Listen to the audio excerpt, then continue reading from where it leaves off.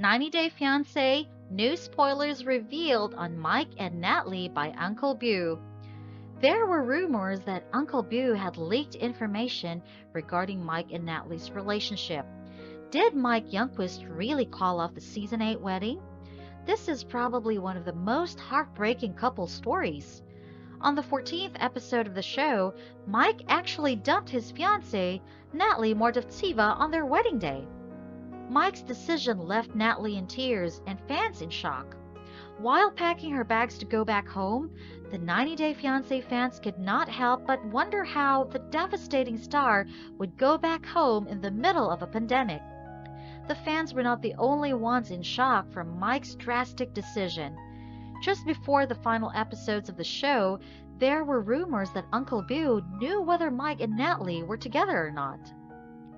When Natalie came to the US, she was really excited about receiving her engagement ring and planning her fairy tale wedding. Who really canceled the wedding? According to other rumors, Natalie called the wedding officiant to cancel the wedding. Moreover, she was also planning on leaving her partner's house where she has been staying since she arrived in the US. According to a local newspaper, Mike and Natalie are reported to have been married on 15th April 2020. Were the documents fake or not?